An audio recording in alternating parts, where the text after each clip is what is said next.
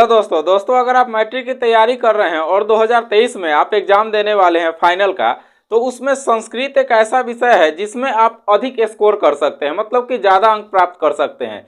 वैसे तो विद्यार्थियों को यह जो सब्जेक्ट है संस्कृत वह ज़्यादा कठिन लगता है। इस संस्कृत विषय में कौन कौन सा ऐसा चीज़ पढ़ा जाए जिससे कि अच्छा नंबर आ सके, और कौन कौन चीज़ से ज़्यादा क्वेश्चन आता है, कौन कौन सब्जेक्ट में कौन कौन टॉपिक से ज़्यादा क्वेश्चन आता है और किस में ज़्यादा नंबर आता है, आज के इस वीडियो में हम आपको समझाने वाले हैं। यानी कि आपको संस्कृत का पूरा सिलेबस समझा देंगे और कहाँ कहाँ से क्वेश्चन आएंगे, किस में ज़्यादा नंबर आएगा, किस में कम नंबर आएगा, क्या आ सकता है, वो आपको इस वीडियो में बताएंगे। देखिए, संस्कृत विषय जो है वह दो भागों में विभाजित है। संस्कृत में दो तरह से आपका प्रश्न पूछा जाएगा।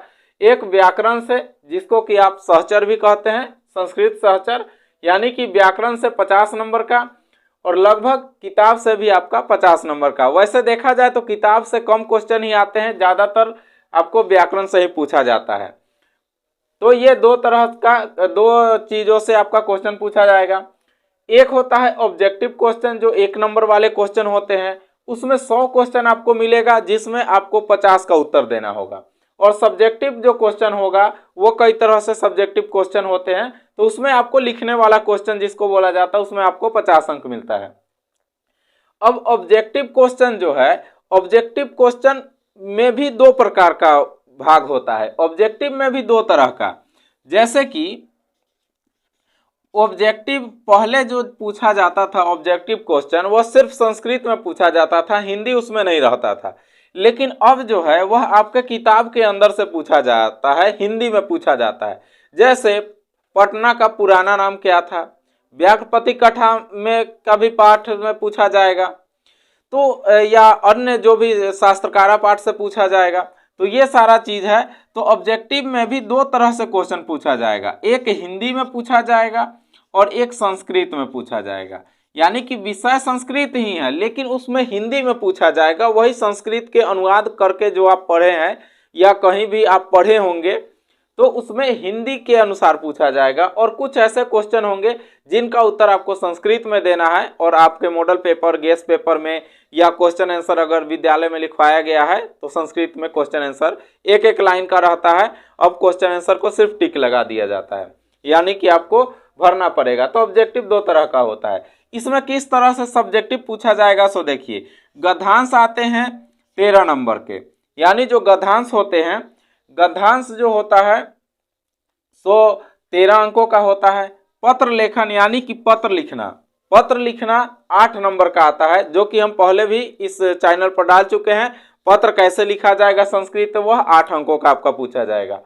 उसके बाद अनुच्छेद आता है, वो भी आपका आता है 7 नंबर का अनुच्छेद लिखना आता है। निबंध लिखना होगा उसमें, यानी कि कोई भी, जैसे विद्यालय पर निबंध लिखना है, गंगा नदी पर निबंध लिखना है, इसी तरह आपके गेस्ट पेपर में दिया होगा। और आप कहिएगा तो हम और भी इस नया वीडियो बना करके डाल देंगे, उससे आपका तैयारी हो जाएगा।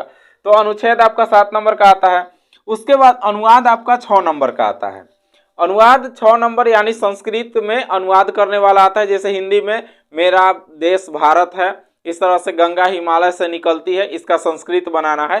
तो अनुवाद बनाने में, अब आप कहिएगा कि अनुवाद कैसे बनाया जाए, तो अगर आप कमेंट कीजिएगा तो अनुवाद बनाने के लिए 10 मिनट या 12 मिनट का एक वीडियो बना देंगे। उसमें आप किसी भी तरह का अनुवाद आसानी से उस 12 मिनट का वीडियो देख करके आप बना सकते हैं। तो आप हमें कमेंट कीजिएगा तो हम उसको भी बता देंगे। आगे है आपका प्रश्न उत्तर 16 अंकों का पूछा जाता है, जो कि 2-2 नंबर का रहता है। 8 प्रश्न, वैसे तो ज़्यादा प्रश्न रहते हैं, 12-13 ठो प्रश्न रहेगा, 15 ठो भी प्रश्न रह सकता है। उसमें से आपको मात्र 8 प्रश्न का उत्तर देना है, जो कि 2-2 नंबर का होता है, वह किताब से होता है। और यह भी प्रश्न उत्तर संस्कृत में नहीं पूछा जाएगा, हिंदी में पूछा जाएगा। अगर आप इन अंकों को जोड़िएगा तो 50 अंक पूरेंगे और 50 अंक आपके ऑब्जेक्टिव के आएंगे। ये था आपका संस्कृत का पूरा सिलेबस।